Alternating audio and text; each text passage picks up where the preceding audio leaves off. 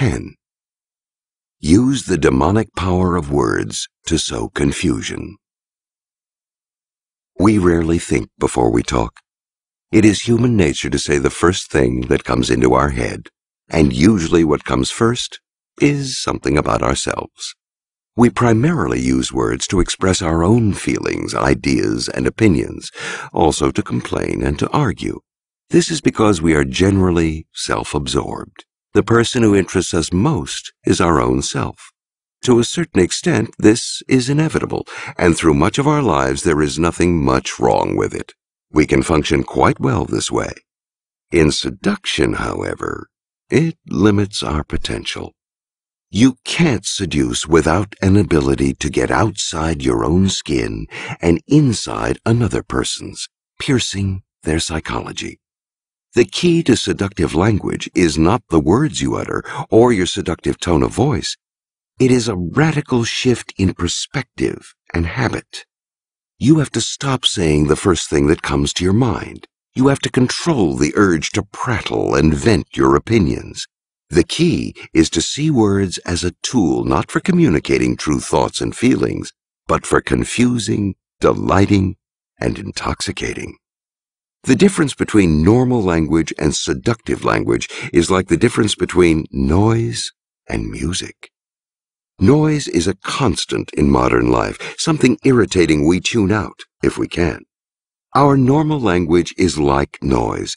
People may half listen to us as we go on about ourselves, but just as often their thoughts are a million miles away. Every now and then their ears prick up when something we say touches on them. But this lasts only until we return to yet another story about ourselves. As early as childhood, we learn to tune out this kind of noise, particularly when it comes from our parents. Music, on the other hand, is seductive and gets under our skin. It is intended for pleasure. A melody or a rhythm stays in our blood for days after we have heard it, altering our moods and emotions, relaxing or exciting us.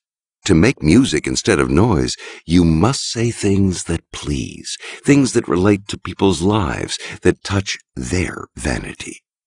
If they have many problems, you can produce the same effect by distracting them, focusing their attention away from themselves by saying things that are witty and entertaining, or that make the future seem bright and hopeful. Promises and flattery are music to anyone's ears. This is language designed to move people and lower their resistance. It is language designed for them, not directed at them. Flattery is seductive language in its purest form. Its purpose is not to express a truth or a real feeling, but only to create an effect on the recipient.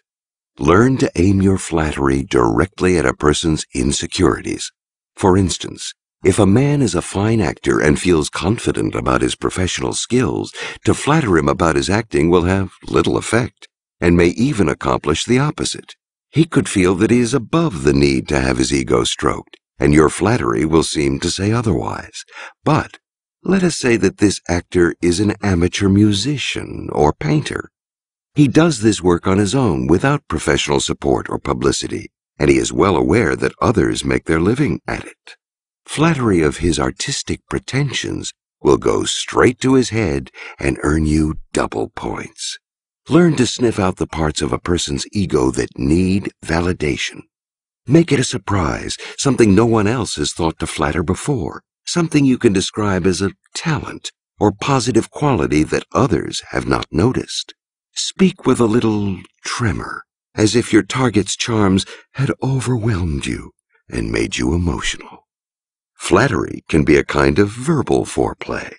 Aphrodite's powers of seduction, which were said to come from the magnificent girdle she wore, involved a sweetness of language, a skill with the soft, flattering words that prepare the way for erotic thoughts. Insecurities and nagging self-doubts have a dampening effect on the libido. Make your targets feel secure and alluring through your flattering words, and their resistance will melt away.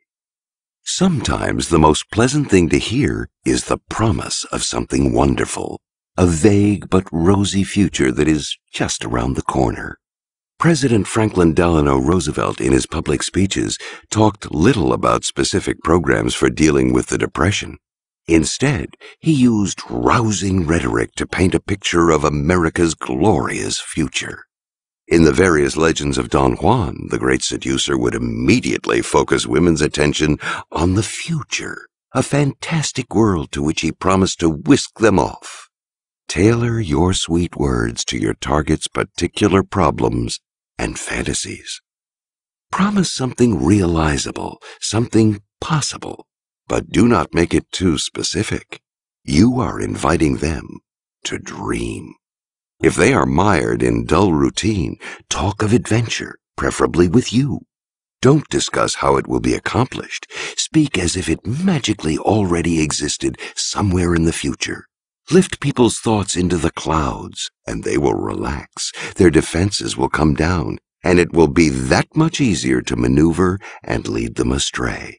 Your words become a kind of elevating drug. The most anti-seductive form of language is argument. How many silent enemies do we create by arguing?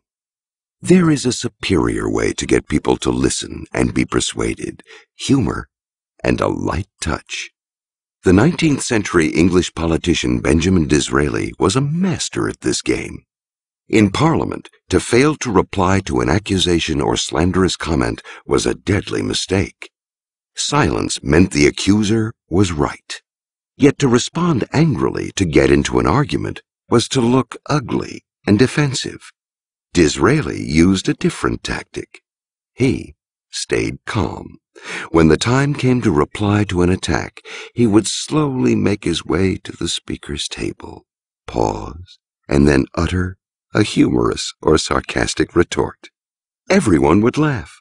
Now that he had warmed people up, he would proceed to refute his enemy, still mixing in amusing comments, or perhaps he would simply move on to another subject, as if he were above it all. His humor took out the sting of any attack on him.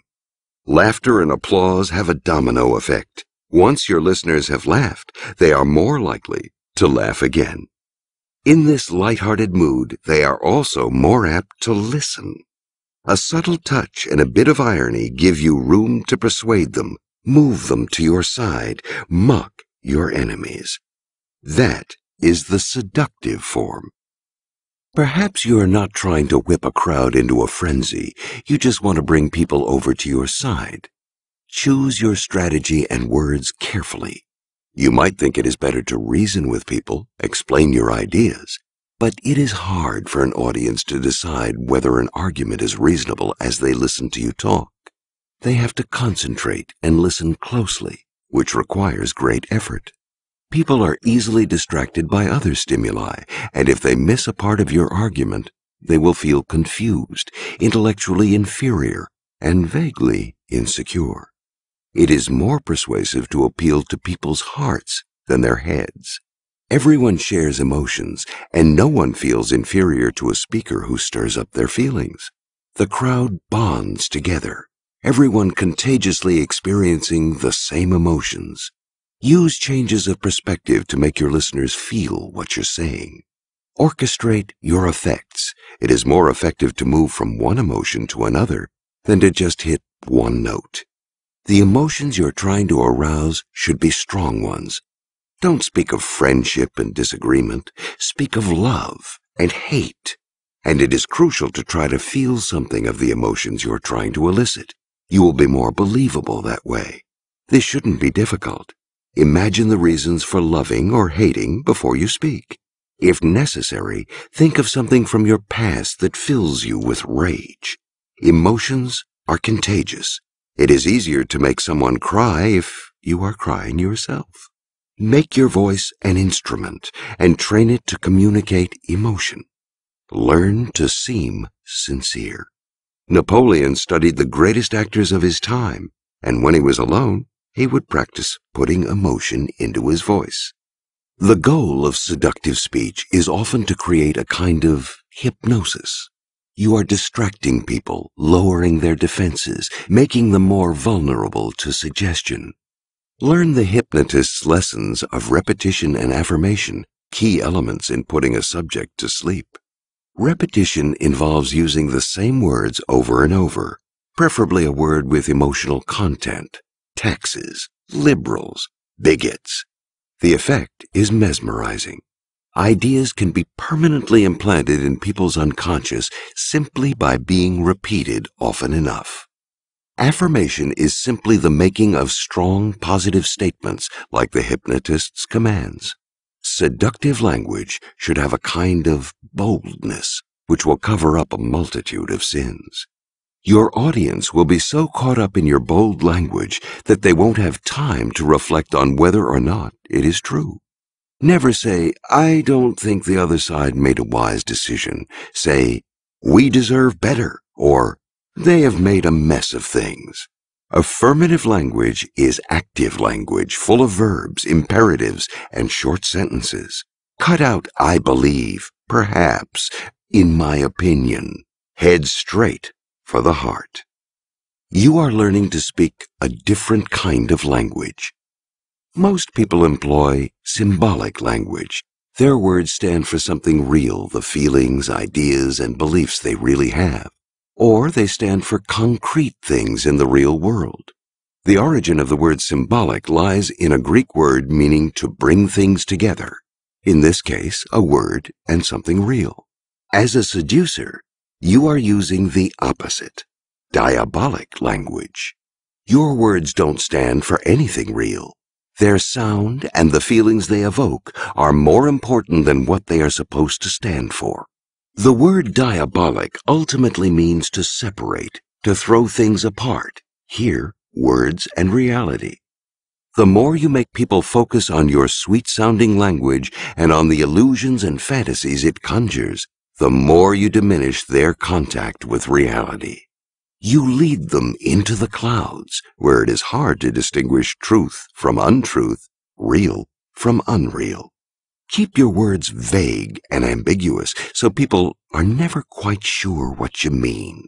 Envelop them in demonic, diabolical language, and they will not be able to focus on your maneuvers, on the possible consequences of your seduction. And the more they lose themselves in illusion, the easier it will be to lead them astray and seduce them.